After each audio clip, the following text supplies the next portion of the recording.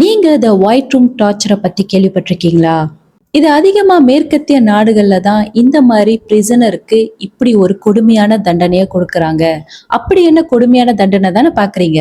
வாங்க வீடியோக்குள்ள போலாம். இந்த வீடியோவை ஸ்கிப் பண்ணாம முழுமையா பாருங்க.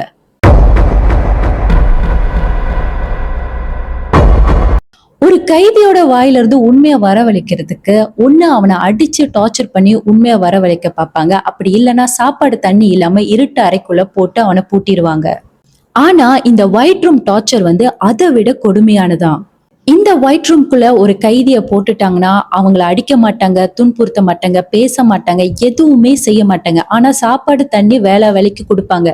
சாப்பாடு பாத்தீங்கன்னா அவங்களுக்கு வெறும் வெள்ளை சோறு தான் கொடுப்பாங்க. தண்ணி கூட பாத்தீங்கன்னா வெள்ளை தண்ணி தான் அவங்களுக்கு கொடுப்பாங்க. அது மட்டும் இல்ல, அவங்க பாக்குற எல்லா இடமுமே வெள்ளையா தான் இருக்கும்.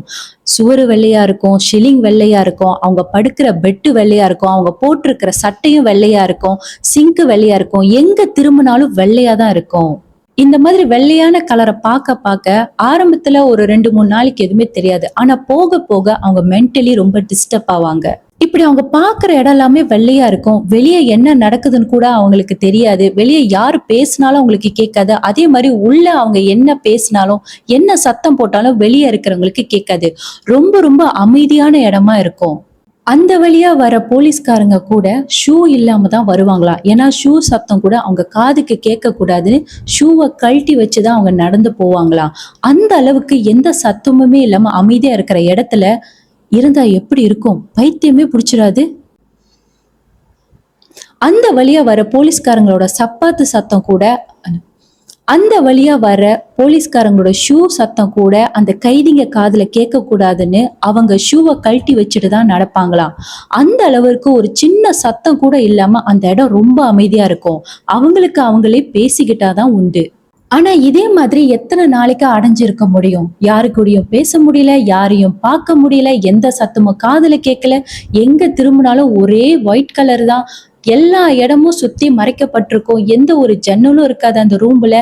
கிட்டத்தட்ட அவங்க என்னமோ ஒரு பாக்ஸுக்குள்ள அடைப்பட்ட மாதிரி இருப்பாங்க.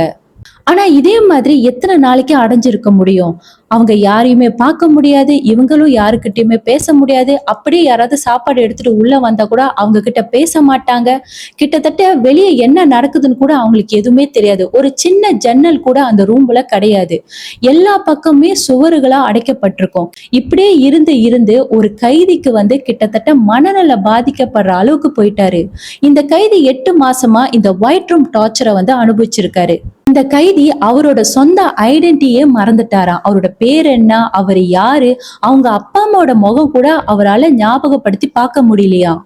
ஒரு கட்டத்துல அவரால் இந்த டார்ச்சரை எடுத்துக்க முடியாதனால அவர் உண்மையை ஒத்துக்கிட்டாரு. அதுக்கப்புறம் அந்த கைதியை விடுதலை பண்ணிருக்காங்க. ஆனா வெளியே வந்து கூட அவரால் இயல்பான வாழ்க்கைய வாழ முடியல. அந்த கைதி ஒரு பேட்டியில என்ன சொன்னார்னா, இதை விட கொடுமையான தண்டனை இந்த உலகத்துல எதுவுமே கிடையாது. இந்த மாதிரி தண்டனை யாருக்கும் கொடுக்க கூடாது.